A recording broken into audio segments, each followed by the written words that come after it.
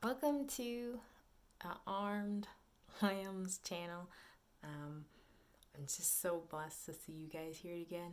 So today we're going to continue on our Bible study for the Proverbs 31 woman. So just to clarify on what I want this channel to be is to be an empowerment and enlightenment to the people, to you guys. So I kind of want to be interactive Bible study because I haven't seen that around. I know that's a little optimistic since I have no idea what I'm doing.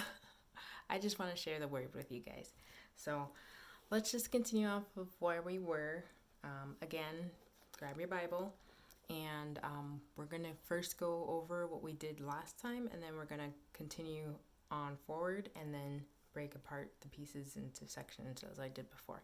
So if you like what you see, please like and subscribe, and I will be doing this every Friday and I will be uploading it every Saturday.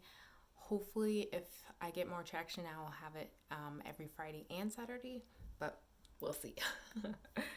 So now going over what we did last time, I actually did a little bit more research. So it says Proverbs 31:10. So if we skip up to Proverbs 31, it says that the sayings of King Leram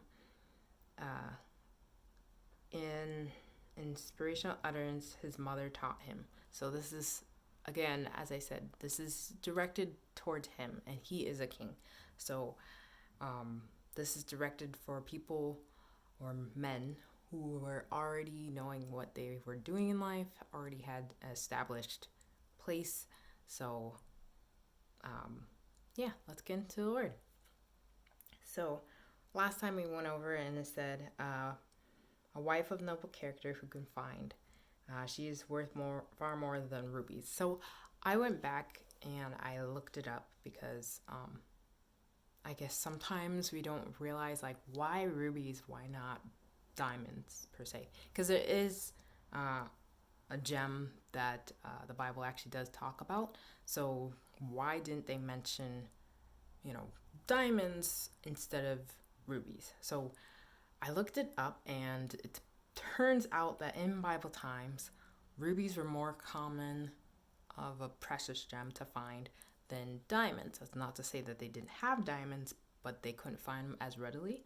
So if you're trying to find a mate or a help meet, you would rather have someone who you could still find. It's still a precious gem, but not something that you have to spend so much time in investing to figure out who this person is, because that just shows that there's scarcity, and to have it where you can't possibly find this person because the people that even find diamonds are, one in a million type thing. Like, that's not good odds for anybody.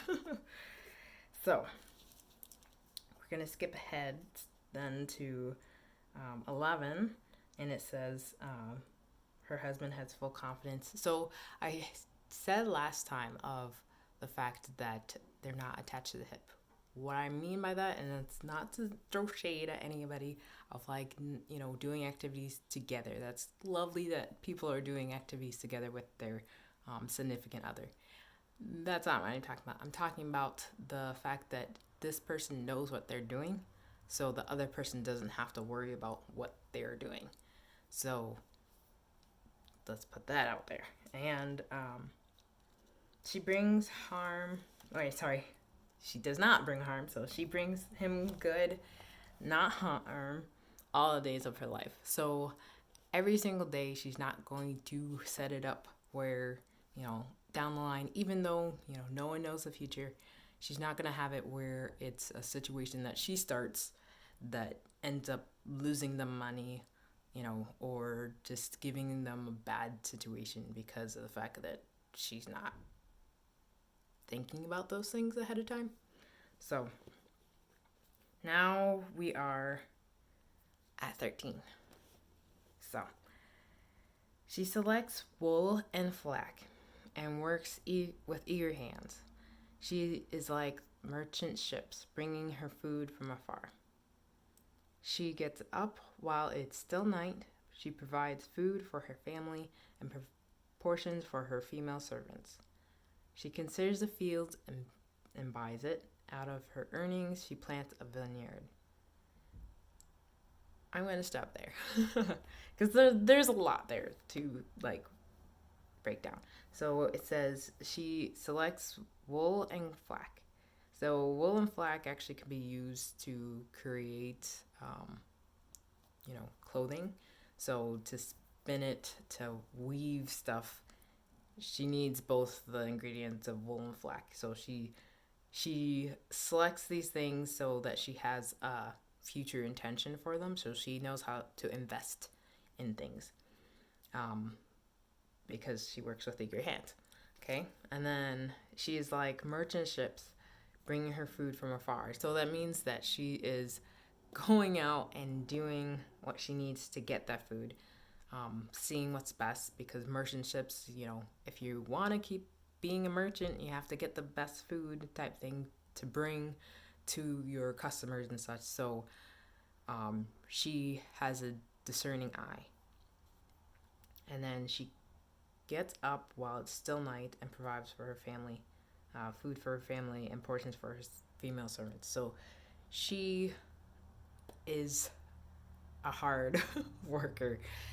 It is not easy to wake up in the morning, which is technically still nighttime for the majority of the people, to even start cooking something, much less not just for herself and her family, but also for her staff, basically. So she's making sure that everybody under her wing is covered. And that is not an easy thing to do. I had a 12 o'clock shift, 12-hour shift, and so there was times where I was waking up at like 2 in the morning and stuff like that. That's not easy. And anybody that tells you different is lying to themselves, or they've been keeping that schedule for a while. So yeah, it's like kudos to her for doing that. But that's also showing that she can go up ahead and beyond, because it never stated here that she needed to do these things. I mean, it doesn't sound like someone's forcing her to do these things. She's doing it on her, like the goodness of her heart, and also her seeing them as duties for herself. Because the thing is that certain times when you look at the Bible, you think like, oh, well, these people are just doing stuff and no one's telling them to do stuff, like, because that's what you're supposed to do, like no one has to tell you to go get a job or to make a job type thing, to be getting the money to pay the bills that you need to pay type thing. Most of the time when it comes to people that do need to have a, hey, you need to do this, hey, you need to do that, they're not showing an emotional maturity that you would want to see in a partner. Yeah, so it's fine if they're single and they're still needing to have somebody push them in that direction, but it's another thing if that is your partner, because then it starts to get a bit worse when you actually have a kid and now you're seemingly taking care of 2 kids.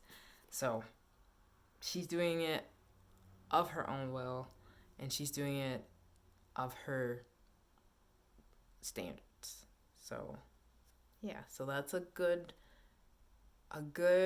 character trait there that you witness, without her like imposing, or without her seemingly to be like, hey, look what I did, like I did this for you, so where's my accolades and such. So just kind of meekly and humbly just doing the things that she's supposed to do to keep her family comfortable and satisfied.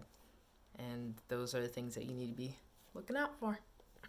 So let's see. It says on 16, it says she considers a field and buys it. Out of her earnings, she plants a vineyard. So she has income streams. So I say this because it's not just the wool and the flax, because you already know that she's going to make clothing out of the wool and the flax. So that's one income stream, because she could either sell it or she could just use it for her family. So that's a possibility. Second one would be the fact that she considered a field. So that means she has land ownership. Some people go into real estate. It's a similar line of thought type thing, where you're going to have an investment off of the thing that you just bought. And that investment got her good money. So she was able to buy seeds to plant on. And it doesn't say that she used all of the land. So she has it where it's some of the portion of the land, could be all of the land. And she has a vineyard. The vineyard has grapes on it or such. And then you can use that for wine, like selling the grapes, you know. So that's possibly 3 income streams. Now, this is something also that I didn't really see the first time I looked at the Bible, is that the Bible actually tells you how to manage your money. Like, something that I'd never heard, though, from the church was that you should have, multiple income streams. It's like at least 7 or 8. And that's actually in Ecclesiastes, which is the next chapter over, and it will say that. And if you want to go to that chapter and to look at that part, like, I'll be happy to, because I just realized it and I'm just like, oh my gosh, mind blown. But yeah, so she has 3 right now income streams that you see that is very profitable for her to even have staff. So she has staff, she has land, she has vineyard, and she might possibly have a clothing line. Possibly. We'll further investigate next time.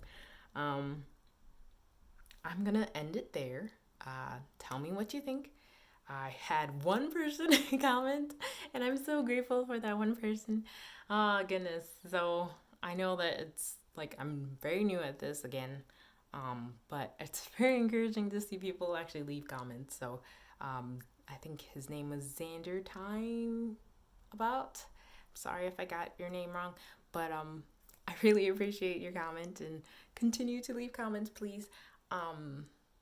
Also, I want to share the reason why I chose to name this the Armored Lambs channel is reason because God called us to be lambs, because He's our shepherd, and He also called us to have the full armor of God. So that's where I got the name from. So please like and subscribe, and leave a comment down below, and I'll see you guys next time. Bye.